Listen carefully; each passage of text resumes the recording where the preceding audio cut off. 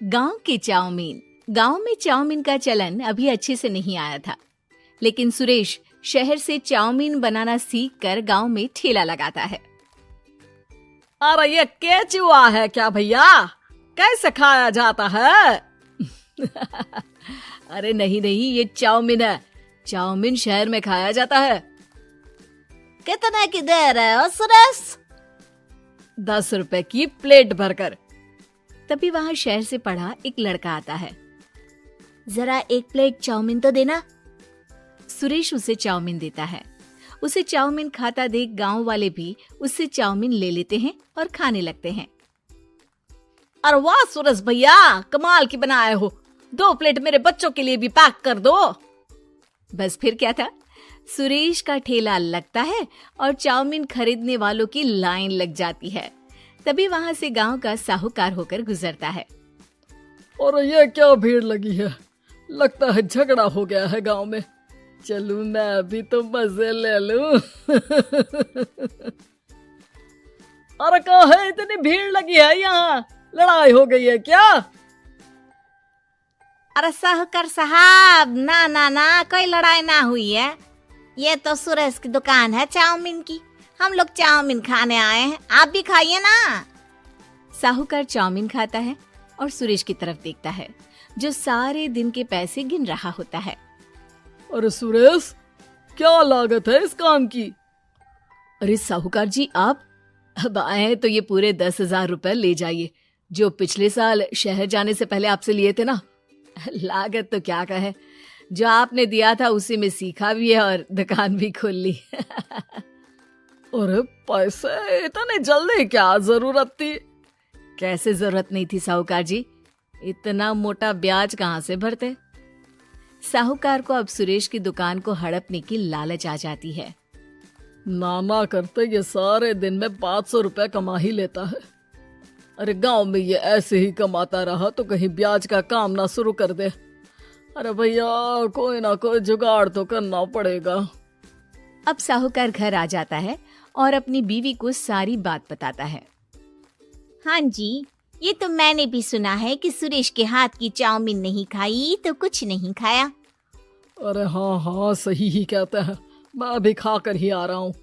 अरे भाग्यवान है, कितना अच्छा हो ना अगर वो पैसा हम लोगों को मिल जाए। क्यों हैं? हाँ वो तो है, लेकिन कैसे? हम लोगों को तो चाउमीन बनाना आता ही नहीं है। साहूकार और उसकी बीवी अब रोज चुपके से सुरेश के घर जाते हैं और खिड़की से उसे चाउमीन बनाते देखते। अब क्या था, दोनों को चाउमीन बनाना आ जाता है। फिर एक रोज, और सुरेंद्र, तुझे साहूकारनी ने बुलाया था। बोल रही थी कि बेटे के जन्मदिन में 10 किलो चाउमीन का ऑर्डर देना है। बना दोगे ना? अरे हाँ हाँ साहूकार जी, मैं जरूर बना दूंगा। कब देना है घर में 10 किलो चाउमीन? अरे वो तो तू घर आकर बता कर लेना, मैं नहीं बता पाऊंगा। ठीक है, शाम को काम निपटा कर आ जाता हूँ। सुरेश साहूकार के घर जाता है, लेकिन वहां मियाँ बीवी मिलकर उसे बंधक बना लेते हैं। अरे मुझे क्यों बांध रखा है? मुझे छोड़ दो। आज से तेरा ठेला मैं लगाऊंगा और बहुत सारे पैसे कमाऊंगा। साहूकार एक आदमी को सुरेश की निगरानी में लगा देता है और वहां से चला जाता है। अगले दिन, अरे साहूकार जी, आप कब से चाउमीन बेचने लगे और अपना ये सुरेश कहाँ गया? अरे वो तो शहर गया है, उसका कोई काम निकल आया था। बोल रहा था कि जब तक वो ना आए तब तक मैं ही उसके ठेले का काम कर दूं। पैसे भी तो बहुत उधार ले रखे थे उसने। लगता है कर्जा भरने के डर से भाग गया है। अरे पर वो तो बोल रहा था कि उसने सारा कर्जा उतार दिया है, और वो क्यों भागेगा? इतना तो कमा रहा था। अरे मुझे क्या पता। अरे चाउमीन खाना है तो बोलो, नहीं तो भागो यहाँ से। अरे हाँ हाँ, दे दो दे दो। अब तो चाउमीन खाना पूरे गांव के लोगों के लिए आदत ही बन गया है। ना खाओ तो नींद ना आए। हाँ हाँ, तो लो और निकालो 50 रुपए।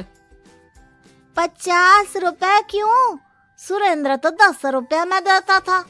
अरे वो पागल था, मैं थोड़ी ना हूँ। गांव वाले, जिनको चाउमीन की लत लग गई थी, वो करते भी क्या। दे दो और ये लो 50 रुपए। लेकिन फिर साहूकार उन लोगों को प्लेट में थोड़ी सी चाउमीन रख देता है।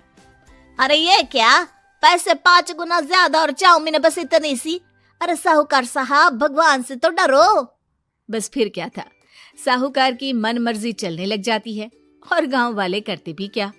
एक रोज मुझे तो लगता है कि सुरेश को साहूकार ने मार डाला होगा, क्योंकि उसका काम इतना अच्छा चल रहा था, फिर वो क्यों जाता, और वो भी साहूकार के हवाले दुकान करके। ना बाबा ना। अगले रोज भाग्यवान, देखो तो जरा, इस सुरेश भी ना कितना पागल था। जिस काम से वो ज्यादा पैसे बना सकता था, उससे इतने कम पैसे छाप रहा था। 50 रुपए प्लेट में भी गांव वाले खूब खा रहे हैं चाउमीन।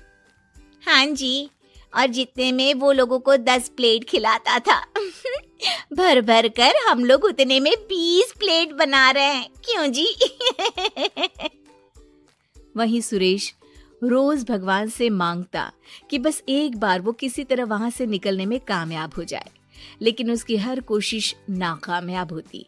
फिर एक दिन, अरे भाग्यवान, ऐसा कुछ करो कि चाउमीन बनाने का खर्चा आधा हो जाए, जिससे हम लोगों को और मुनाफा हो। ना जी, मुझे तो कोई तरकीब ना सूझ रही। अरे सुनो, एक काम करते हैं, चाउमीन बनाने में जो सब्जी लगती है वो मंडी में लेने तुम देर रात चली जाना। तब तक वो सारी सड़ी गली सब्जी जो दुकानदार वहीं फेंक जाते हैं, वो उठा कर ले आना फ्री में। अरे वाह जी वाह, आप तो बहुत समझदार हैं जी। बीवी वैसा ही करती है, लेकिन अब लोग चाउमीन खाते तो मुंह बनाकर। फिर एक बार, अरे राम राम राम, ये पेट में दर्द काहे हो रहा है? आई, आई, आई, आई, आई।